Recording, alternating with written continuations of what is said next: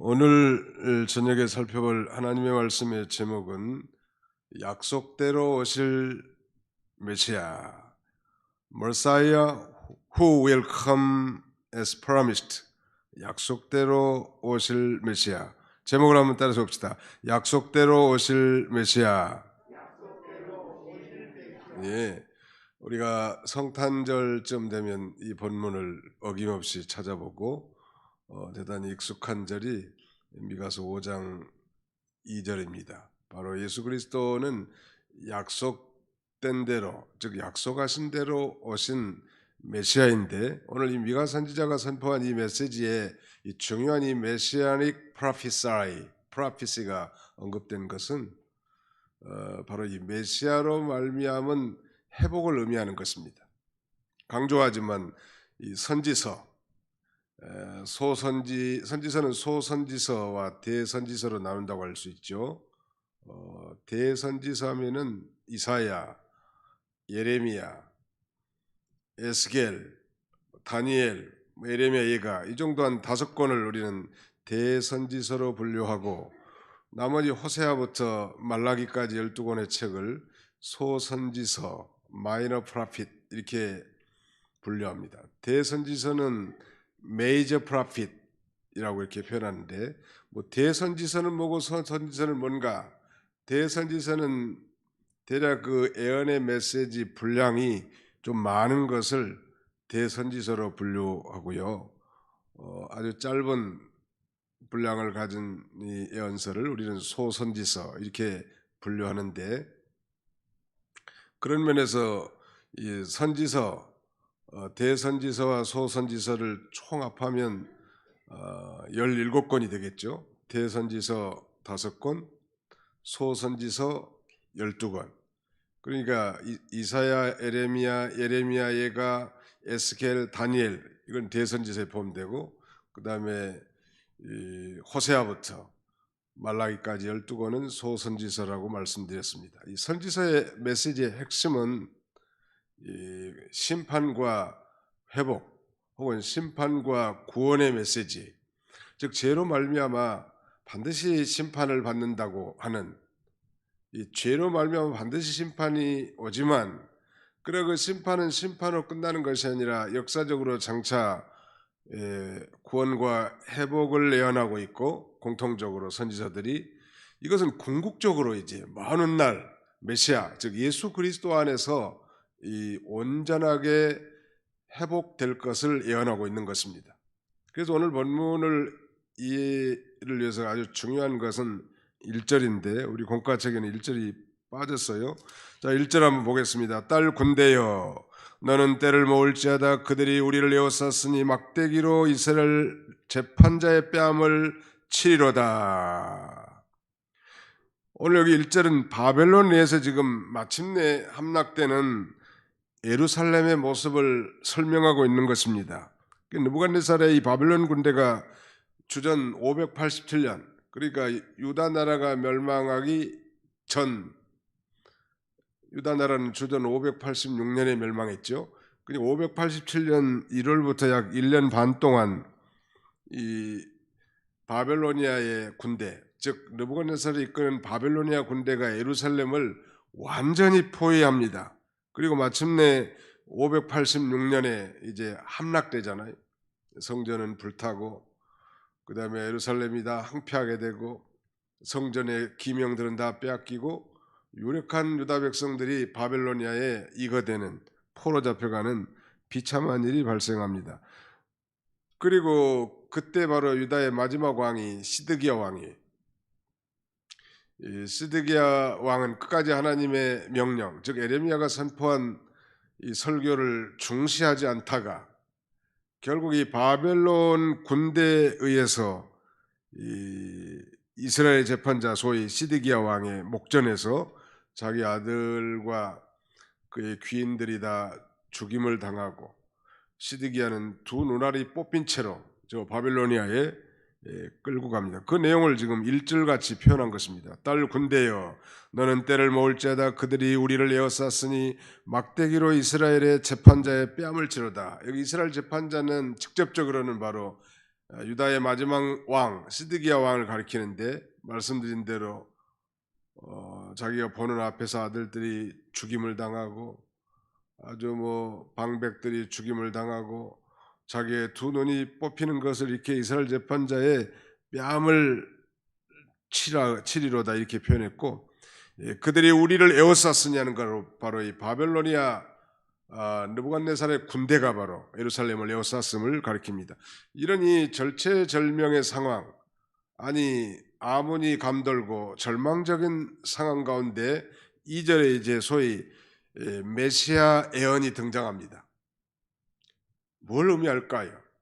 바로 이렇게 우리가 잘 알지만 유다 백성들이 이제 바벨로니아에 멸망당하고 저 70년 동안 바벨로니아에 포로 생활하다가 이제 다시 회복해서 본토로 돌아와 성전을 짓고 하나님을 섬깁니다만, 그것은 역사적 일시적 회복이라고 한다면 궁극적인 구원과 회복은 이제 먼 훗날 만왕의 왕이신 약속하신 대로 오실 그 메시아를 통해서 이제 구원받을 하나님의 백성들, 그 남은 자들이 하나님의 나라를 세워나가고 참된 평화를 누리면서 살아가게 될 것을 예언하고 있는 것입니다. 이 선지서의 공통된 주제는 심판과 회복 혹은 심판과 구원인데, 심판과 구원은 동전의 양면과 같은 거예요. 장차 예수 그리스도께서 이제 재림하실 때는 예수님이 재림하시면 심판주로 오신다고 했는데요, 믿지 않는 사람들에게는 심판이지만 우리 택한 백성들은 영광스러운 구원에 참여하게 된다고 했죠. 그러므로 바로 예수 그리스도 안에서 진정한 회복이 이루어지게 될 것을 가리킵니다. 우리가 여기서 기억해야 될 것은 왜 바벨론 군대가 쳐들어와서 그 성도라고 하는 예루살렘을 다 둘러싸고 하나님의 언약 백성들을 짓밟고 그야말로 수욕을 당하게 했을까? 우리가 다 아는 사실이지만 그 언약 백성들이 범죄했기 때문에 그렇습니다.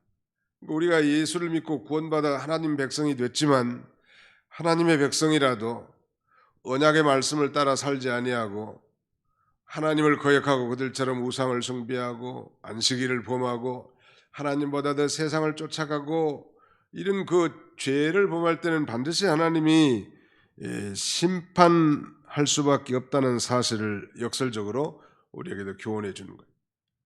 그래서 예수 믿는 사람들은 이제 공짜로 다 구원받고 천국 백성 됐지만 이제 아무렇게나 살라는 건 아니에요. 우리야말로 정말로 이 도덕적인 율법인 십계명을 비롯해서 언약 백성에 주신 모든 말씀을 더 철저히 구약 백성들보다 더 철저히 지키는 거예요.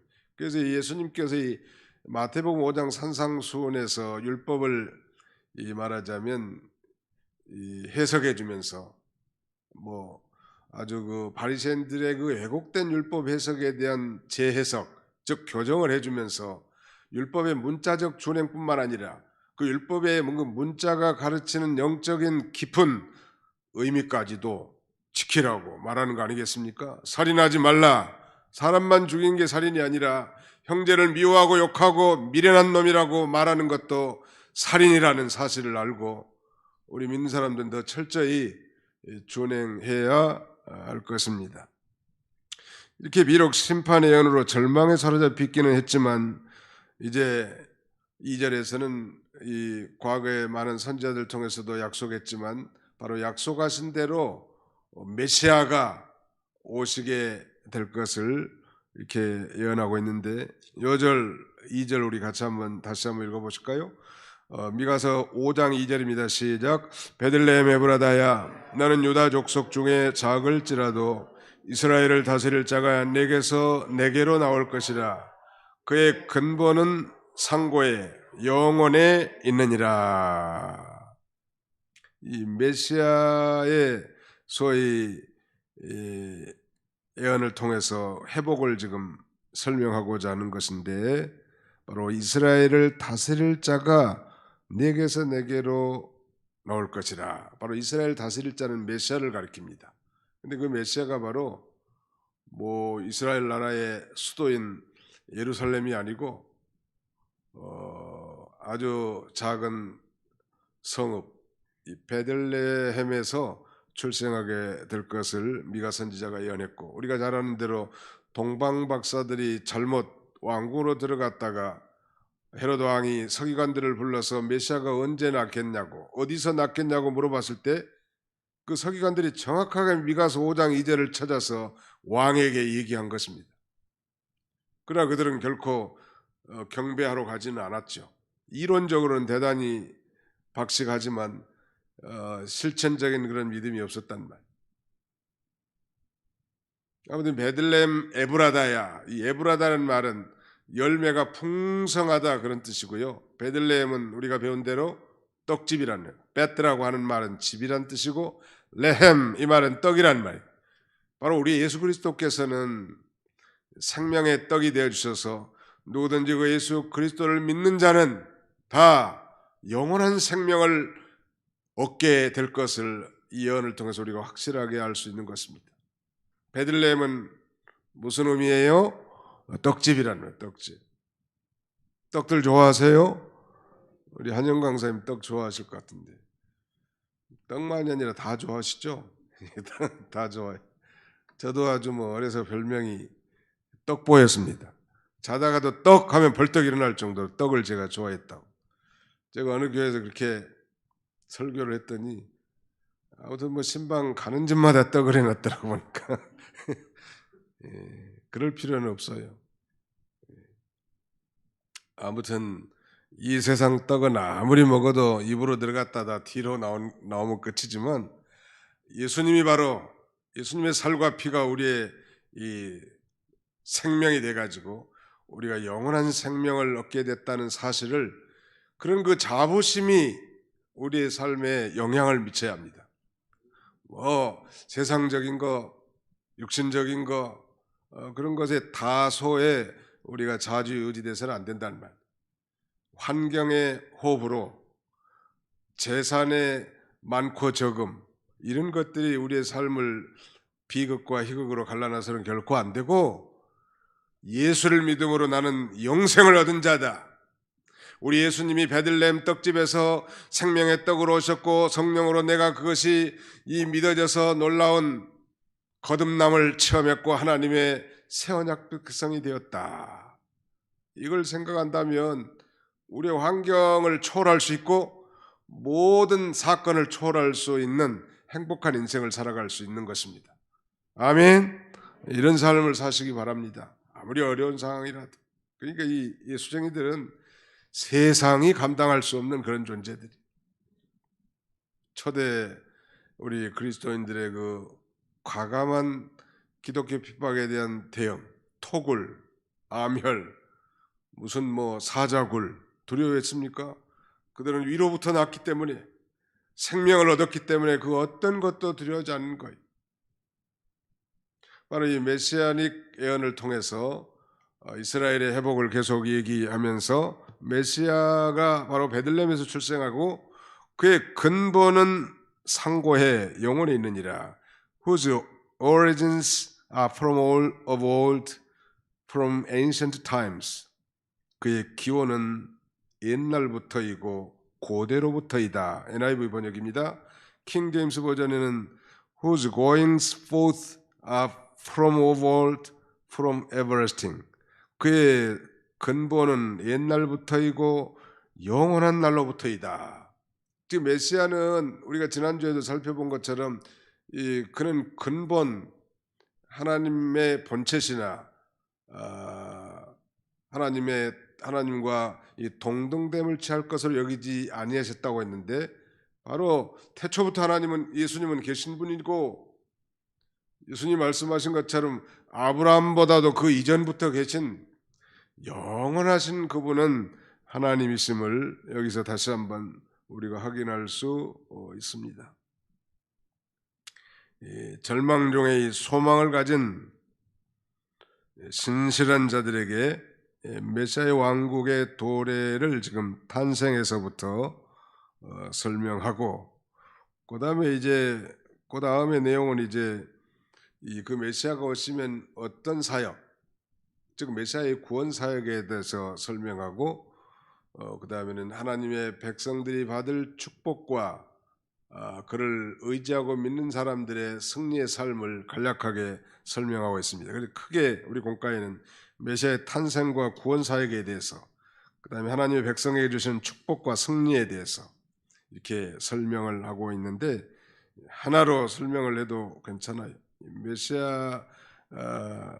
메시아의 그 예언을 통한 회복의 내용이지만 2절은 메시아의 탄생에 대해서, 그 다음에 3절은 메시아가 당할 고난에 대해서, 그 다음에 4절부터 15절까지는 메시아의 사역에 대해서, 즉 구원 사역에 대해서 계속 설명해 주고 있습니다.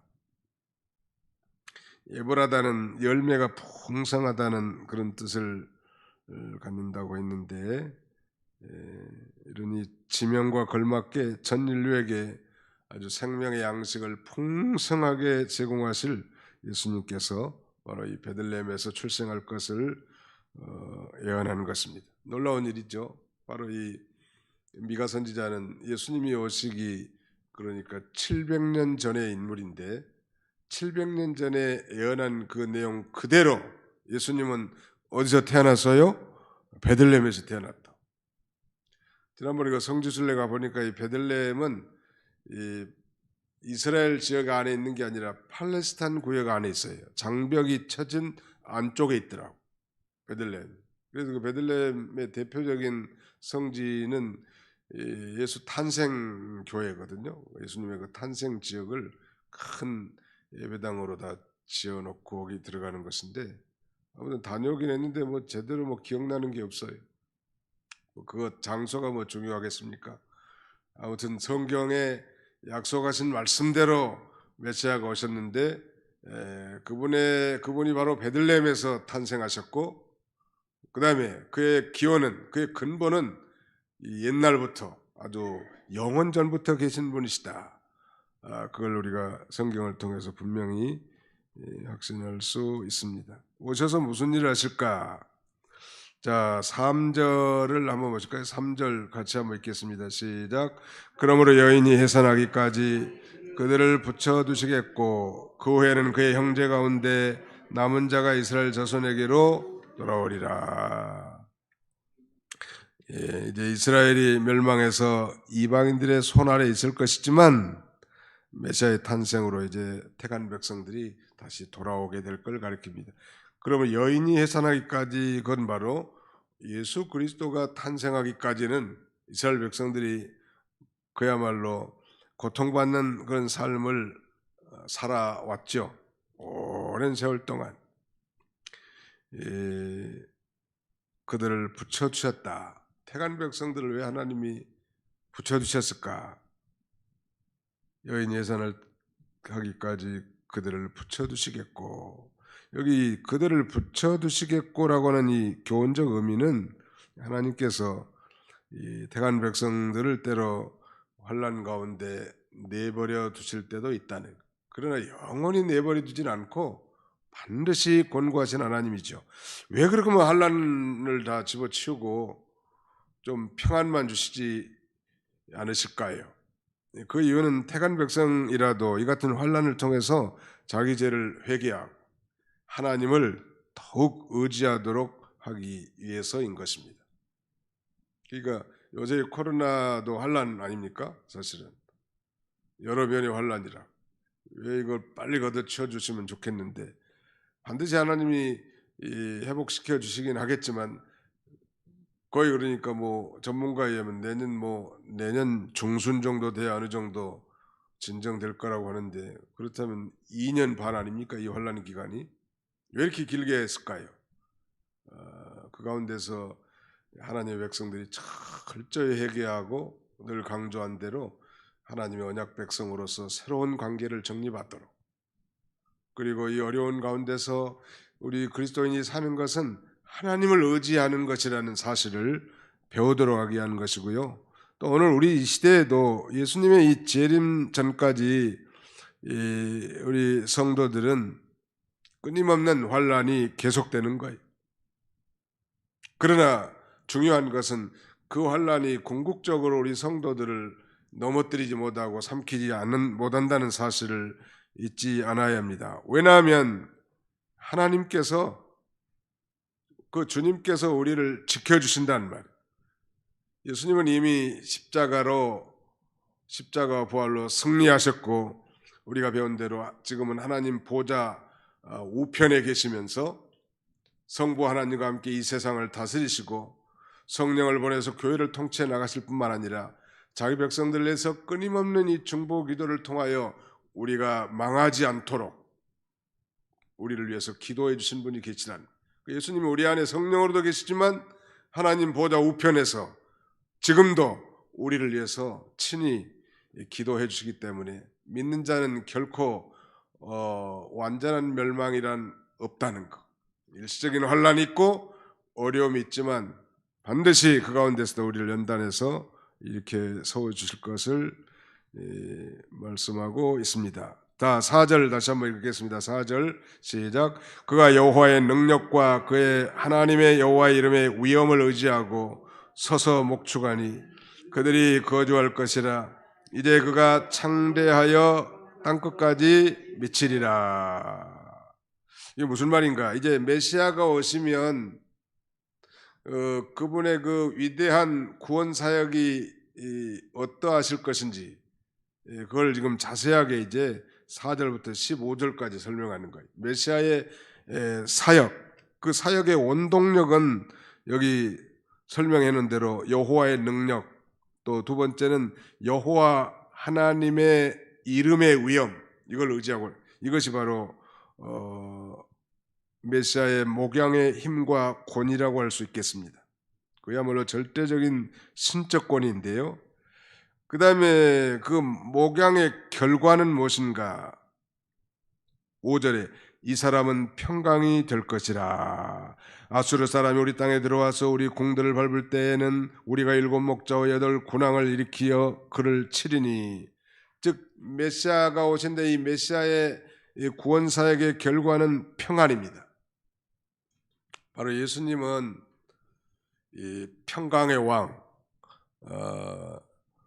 Prince of Peace, 평강의 왕으로 이 땅에 오신 분이시고, 우리가 누가복음에 살펴본 대로 지극히 높은 곳에서는 하나님께 영광이요 땅에서는 기뻐하심을 입은 사람들 중에 평화로다. 예수님은 평화의 왕, 평강의 왕으로 이 땅에 오셨습니다.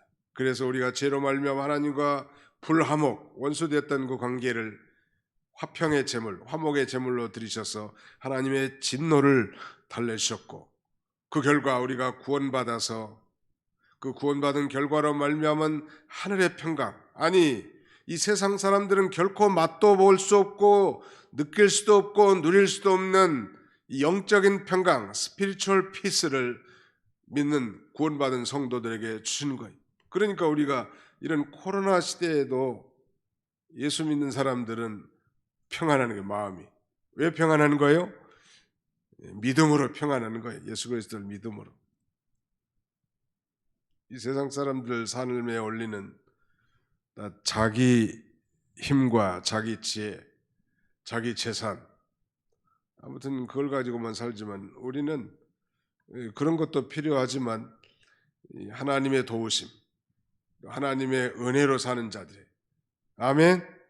한번 더 합시다. 우리는 환난 중에도 하나님의 도우심과 하나님의 은혜로 삽니다. 믿습니까? 네. 그게 우리의 최고의 자산이에요. 아멘 사람 자산이 뭐예요? 자기 지식, 자기 지혜, 자기 재산, 자기 노력, 자기 힘. 그러다가 자기 뜻대로 안 되면 극단적인 행동도 취하잖아요. 우리도 하나님, 우리도 뭐 그것이 필요하지 않다는 것이 아니지만 그것도 우리에게 필요한 것이지만 우리는 더 큰 자원이 있는 거예요. 하나님 우리의 자원이에요. 하나님의 도우심, 기도를 통한 하나님의 은혜, 그걸 우리는 최고의 자원으로 삼고 사는 존재들이. 감사하시지 않나요? 감사할 수밖에 없죠. 그래서 아무리 일이 실패하고 내 마음과 내 뜻대로 안 됐다고 해도 하나님이 계셔. 우리 최후부에 하나님이 도와주실 거고 하나님 은혜 베푸실 것을 믿기 때문에 우리가 어려운 세상 아니 절망적인 환경 가운데서도 당당하게 이렇게 살아가는 것입니다. 그렇다면 이 메시아에게 부여된 사역의 내용이 뭘까? 세 가지로 요약할 수 있는데, 첫째, 사람들에게 평강을 주신다는 거. 물론 여기서 사람들은 남은 자, 즉 이 은혜로 말미암아 택함 받은 자, 이 남은 자들에게 평강을 주시는 것이 중요한 그의 사역이고, 두 번째는 5절로 6절 내용은 사단의 왕국을 멸하시고 하나님 나라를 완성시킨다는 것입니다. 참혹한 상황 가운데서도 우리 주님은 이 평강을 주시는 거예요. 저도 설교 시작 전에 꼭 인사하잖아요. 여러분들은 형식적으로 들릴지 모르지만 굉장히 중요한 인사라는 거예요. 3일 동안 평안하셨냐고. 다 아멘 하시는데 보니까 안 평안한 사람들도 몇 사람 있는 것 같아. 아무튼 항상 평안하시기 바랍니다. 네, 평안의 근거는 구원의 결과예요. 내가 지금 죽어도 지옥 가지 않고 천국 간다는 그런 확신, 죄와 죄의 결과로 말미암은 영원한 사망에서 해방, 이것이 우리에게 평안을 주는 거예요. 비록 코로나가 확진돼 가지고 이 세상을 떠난다 할지라도 우리는 멸망하는 것이 아니잖아요. 하나님 앞으로 천국에 들어가는 것이기 때문에, 그래서 평안한 거예요. 믿음을 지키다가 아니 정말 복음을 전파하다가 핍박을 당하고 고난을 당한다고 해도 그래도 평안이 왜 있겠습니까? 하나님이 주신 그 구원의 결과예요.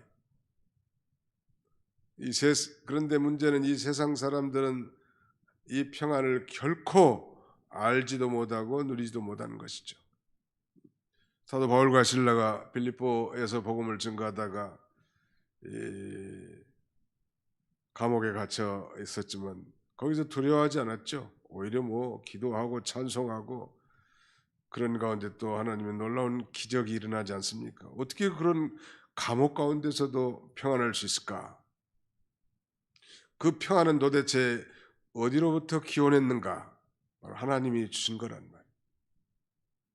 베드로 사도도 감옥에 갇혀서 여러 겹으로 이 보초들에게 둘러싸여 있었지만은 아주 고원하게 거기서 잠을 자는 거예요. 평안하게. 그 다음에는 사단의 왕국을 멸하시고 하나님 나라를 완성시키는 것이 이제 메시아의 두 번째 사역인데 5절 볼까요? 이 사람은 평강이 될 것이라 아수르 사람이 우리 땅에 들어와서 우리 궁들을 밟을 때 그랬는데, 여기서 아수르는 모든 시대에 걸쳐 하나님의 백성을 대적하는 이 세상 나라들을 통칭한다고 할 수 있겠습니다.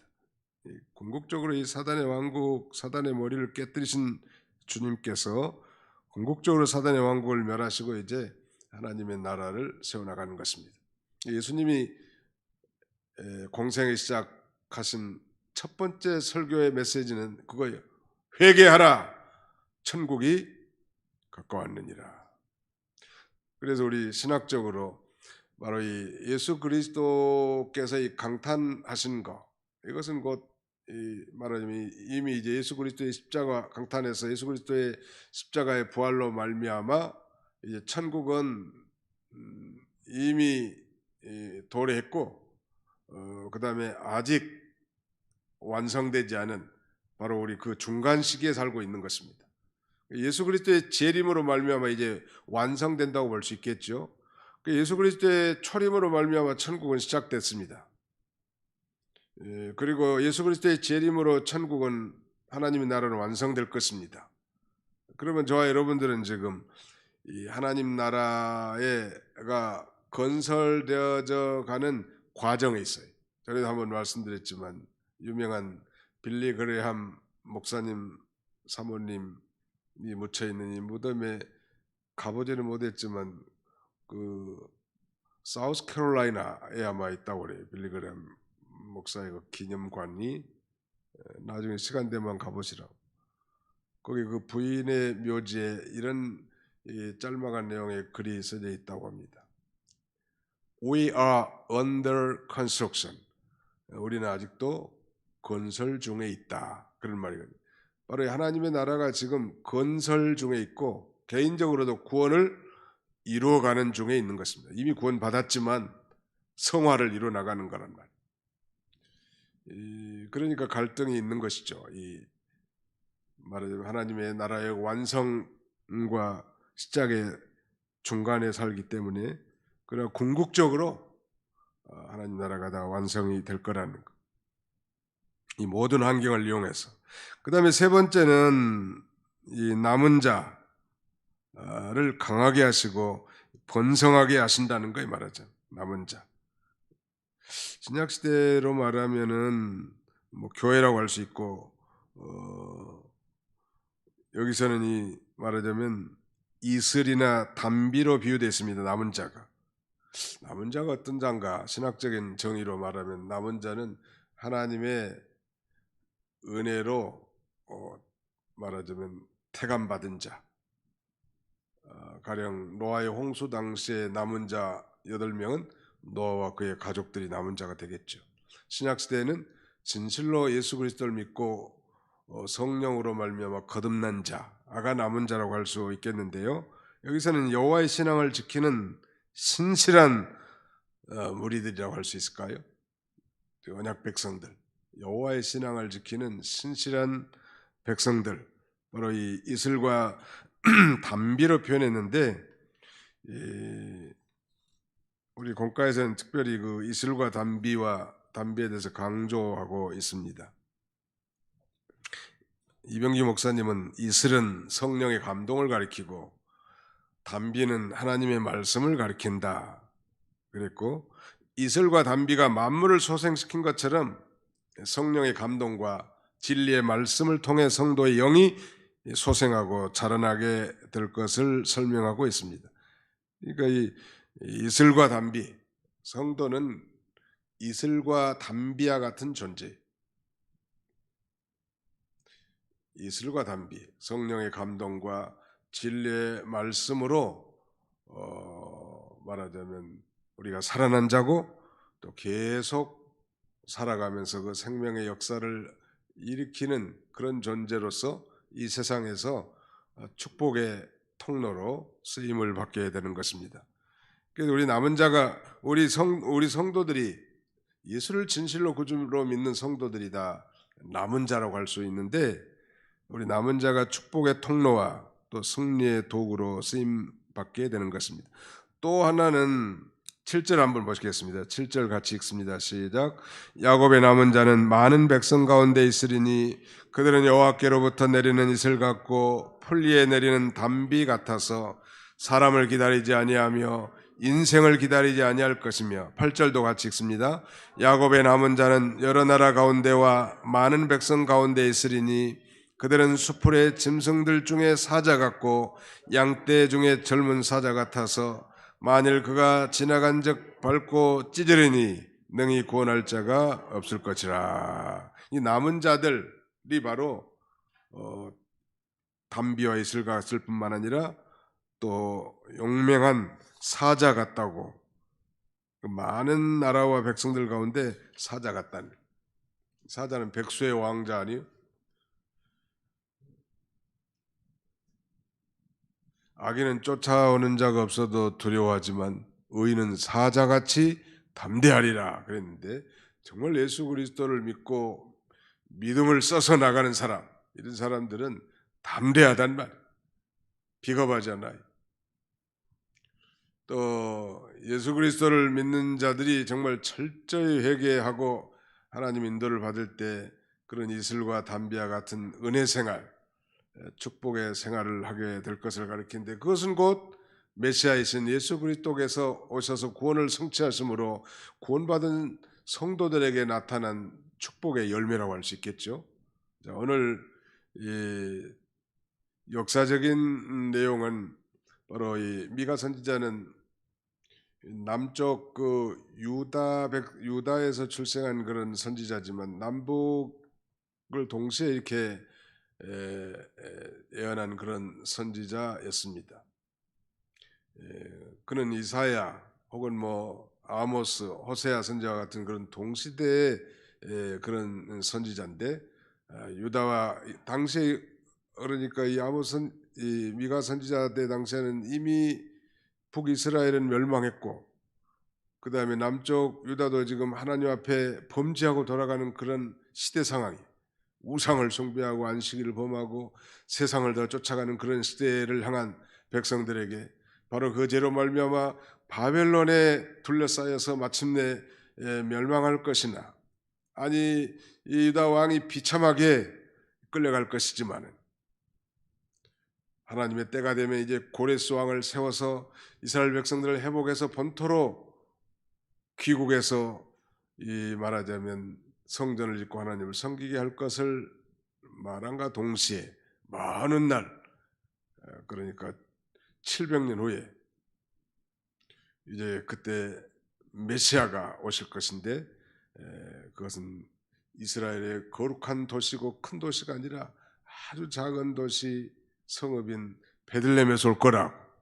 그러나 그분의 이 기원은 옛날부터이고 영원 전부터 계신 분이라고 이렇게 설명하고, 그가 오시면 그 예수 그리스도를 자신의 구주로 믿는 자에게 강물과 같은 평강을 줄 것이고, 또 그분이 오셔서 구속을 성취함으로 마귀의 머리를 깨뜨렸고 계속 사단을 정복하고 하나님 나라를 완성해 나갈 것이라고 설명하고, 그 다음에 마지막에는 이제 그 택한 백성들, 남은 자들을 통해서 축복의 통로가 되게 하고, 그 다음에 강하고 굳센 자가 되어서 이 하나님의 존귀한 기둥들과 같이 쓰임받게 할 것이라고 교언하고 있습니다.